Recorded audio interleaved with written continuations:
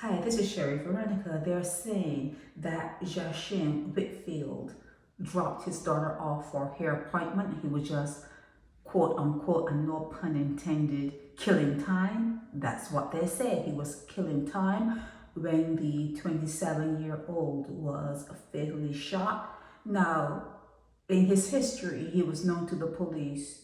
In his history, he was part of a gang. In his history, that gang that he was part of hurt people, kill people, do things that people in gangs do. So he had a history, whether it was in his teenage years or whatever time it happened, he had a history. And there's certain things you do in this life that you cannot shake. There are certain groups that if you were a part of that particular group, you can't shake it. There are certain cults that even though you may pull away from it, it's always there with you. It's that insidious. Okay, there are certain things you do in life that leaves a stain. So the fact that he was just killing time, waiting for his daughter, he has two, he dropped one off for her appointment.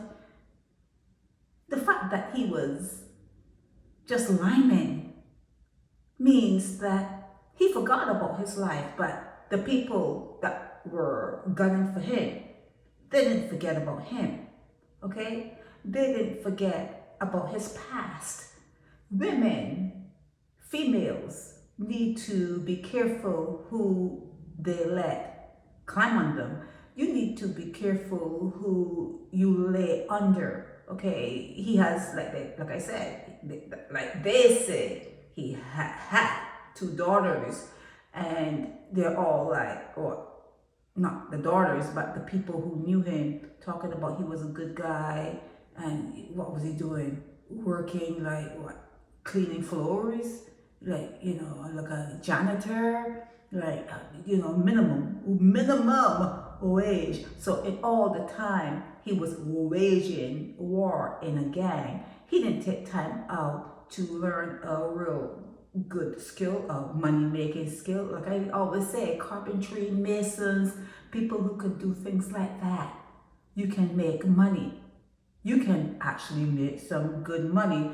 I can't remember what they say he was doing, but it was like cleaning windshields, it wasn't nothing.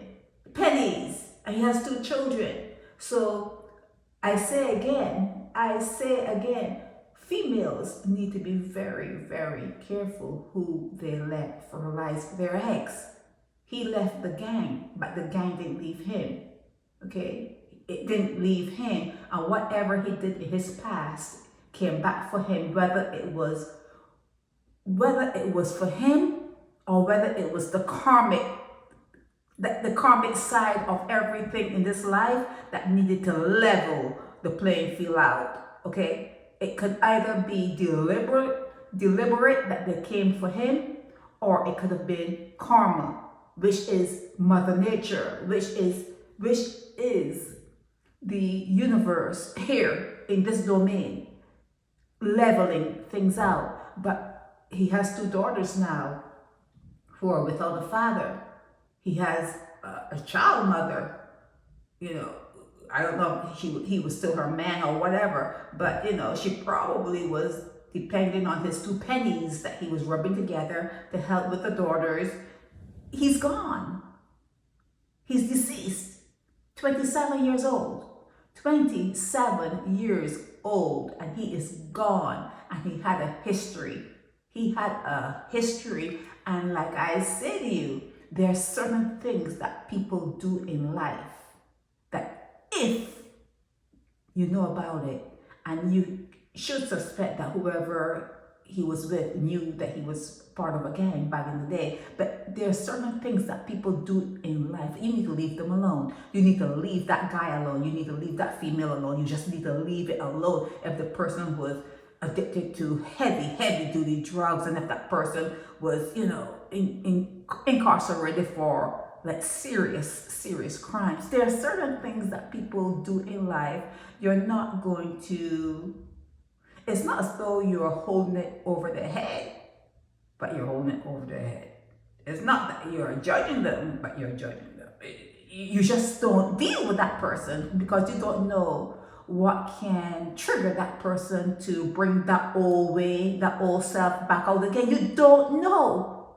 You can't know people. You don't know people. And you're dealing with an opposite. Females, when they're having their eggs fertilized, you're dealing with an opposite. You can't know it.